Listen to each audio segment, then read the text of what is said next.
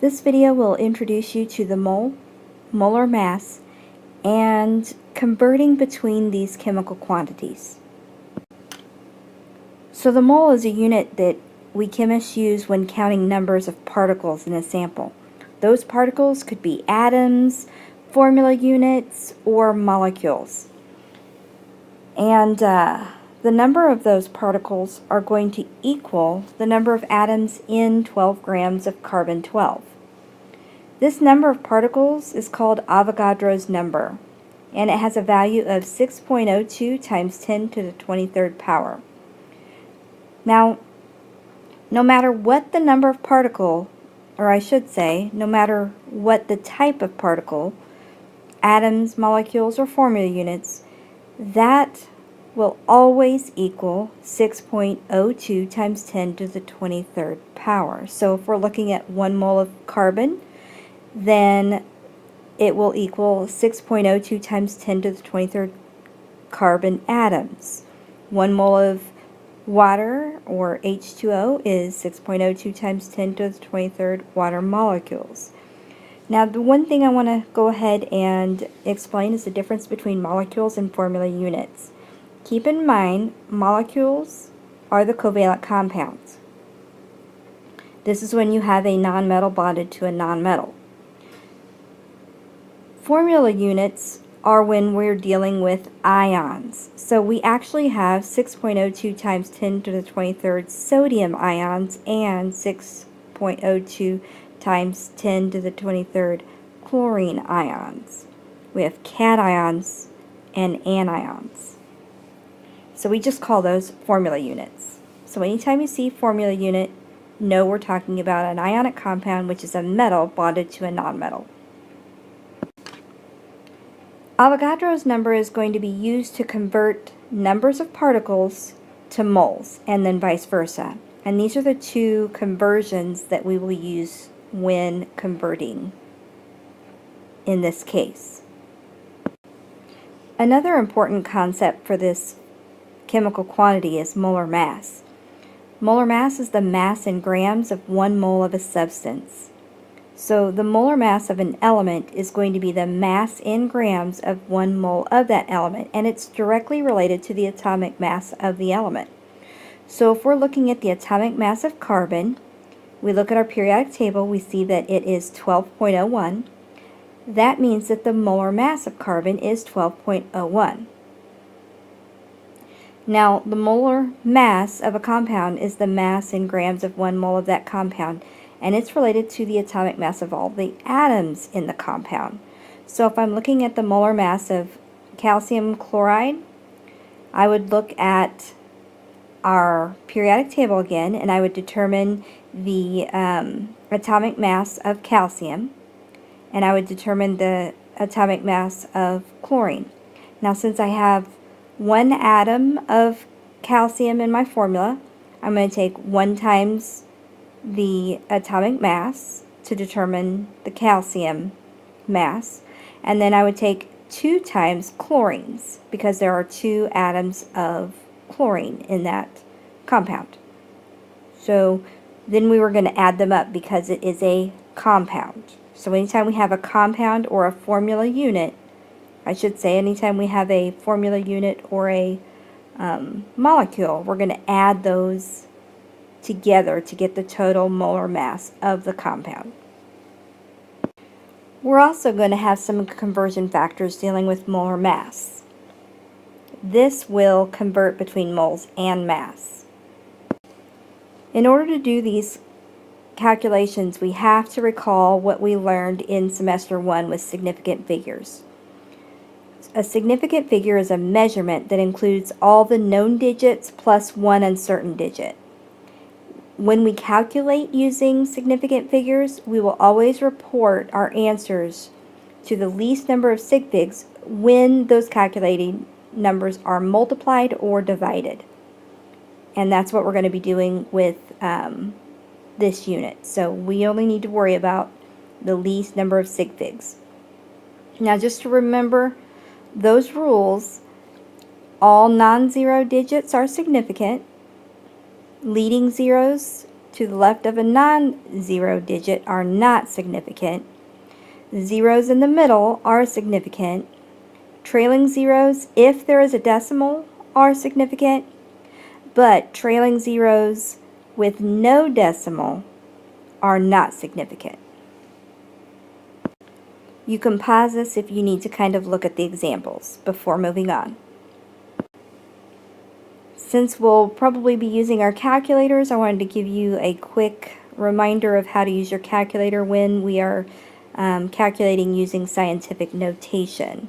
Remember, scientific notation would be like our Avogadro's number, 6.02 times 10 to the 23rd. That is a scientific notation. And so what we would do is we would put in the 6.02, and you're either going to have an EE or an EXP button, more than likely, on your calculator. So you'd push that in, and then you'd enter the exponent of 23. Then you're going to just do your normal thing. I've created a conversion chart for you to help you with all the calculations you'll be doing in this unit. And you'll have to pay attention to the direction of the arrows and whether we're going to be dividing or multiplying. And for instance, if we're given mass and we're going to moles, we're going to use this conversion factor, and we're going to make sure we divide. So I've tried to give you everything that you need so that you can be successful. And then we're going to practice each of these. Our first example wants us to determine how many atoms of titanium are present in 149 moles of titanium.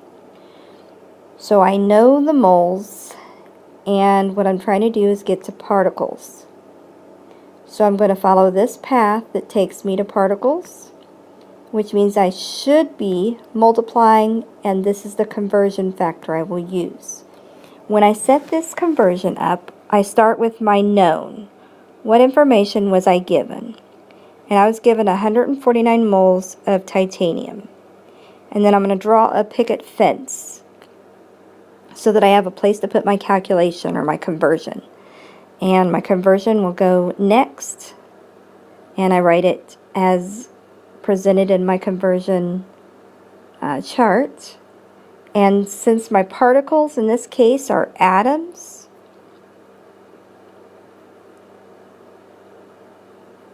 and capital A is the abbreviation for atom. You can use that, or you could write atom if you wanted. And that's per 1 mole of titanium. Now the way this is set up is you always multiply across and divide down. So the other thing to consider is you can cancel out like terms. So if I have something on the top and it's on the bottom, I can cross those out. So that's what I'm going to do now. I have moles of titanium on the top and bottom, so I'm going to cancel those out. And then I'm left with multiplying across. One thing I have to remember, though, is I have to give my answer in the correct number of sig figs. So I need to determine how many sig figs I have in my problem. And so 149 is 3 sig figs. And 6.02 times 10 to the 23rd is 3 sig figs. So my answer is going to be given in 3 sig figs. So when I calculate that across, I end up with 8.97 times 10 to the 25 Ti atoms, or titanium atoms. In this next example, I want to know how many molecules are present in 4 moles of glucose.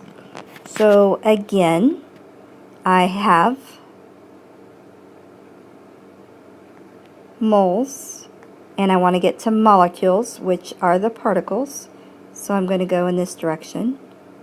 So it's the exact same setup as last time, but this time I'm dealing with molecules instead of atoms. So I know that I have 4.00 moles of glucose.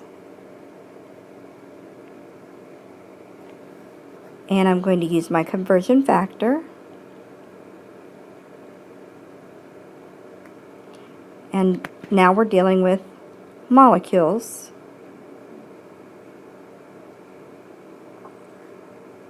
Now, molecule abbreviation is capital M-O-L, and it's very important that we capitalize that because remember here we have lowercase m-o-l for moles, and there is a difference between a mole and a molecule, and that's per mole of glucose.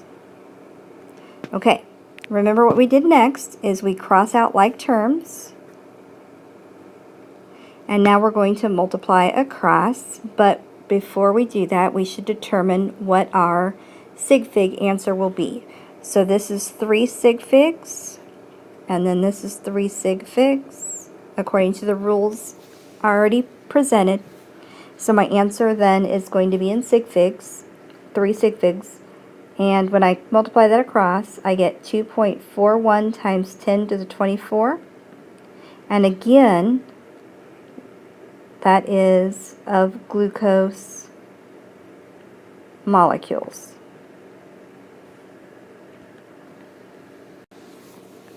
Our third example wants to know how many moles of magnesium is this many atoms.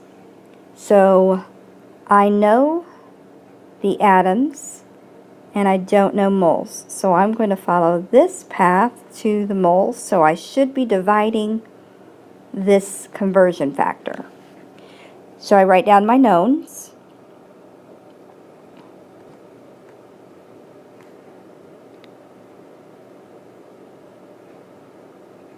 Remember, capital A is the abbreviation for atoms. And then I write my conversion.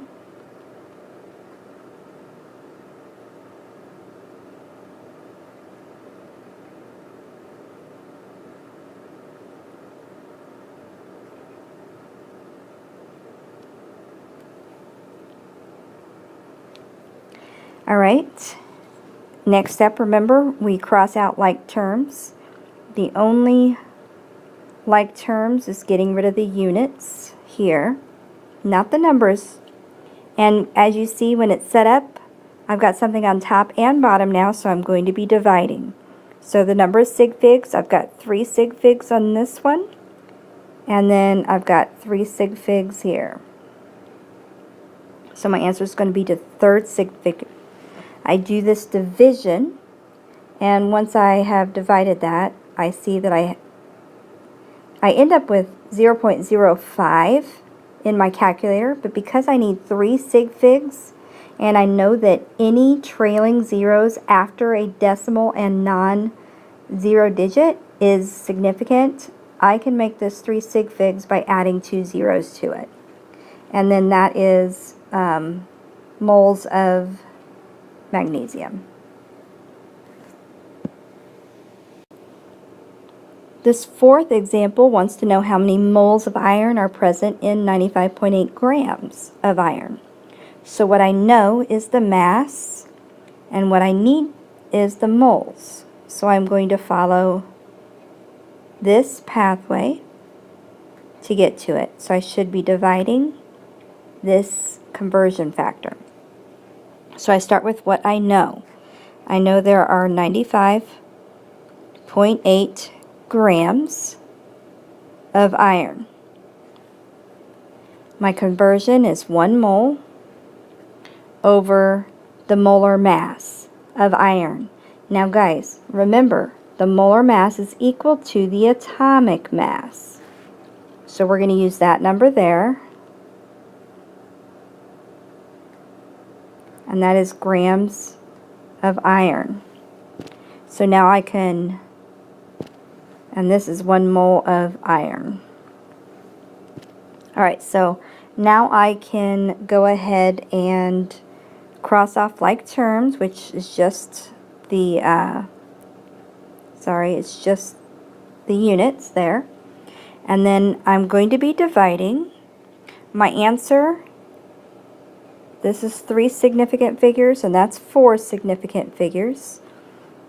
Remember, I have to give my answer in the least number of sig figs, so that means my answer is going to have 3 sig figs. And whenever I do that division, I get 1.72, and then that's moles of iron.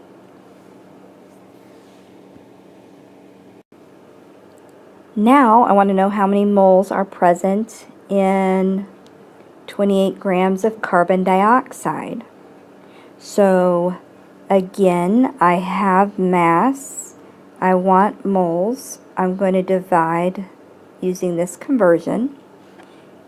I'm starting out with 28 grams of carbon dioxide.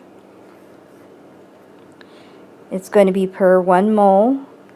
But now I need the molar mass of carbon dioxide. So I have carbon. There's 1 atom of carbon. So it's 1 times 12.01. That gives me 12.01. And then I have for oxygen, there are 2 of those, and that's times the 16. When I multiply those together, I get 32. And then I'm going to add these up. When I add these up, I end up with 44.01. So that is my molar mass of carbon dioxide. And that's grams of carbon dioxide. So I can cross out my like units. And then, as you can see, I'm going to be dividing 28 by 44.01. My answer, there's 2 sig figs here and 4 sig figs here. So my answer is going to be 2 sig figs. So whenever I multiply that, whenever I divide that, I end up with 0.64 moles of carbon dioxide.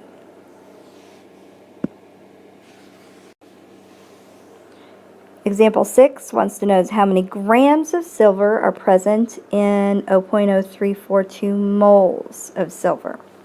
So that means I have the moles and I want the grams, so I'm going to multiply this conversion using that conversion factor. But I start with what I know. I have 0.0342 moles of silver. Alright, so my conversion, I need the molar mass of silver.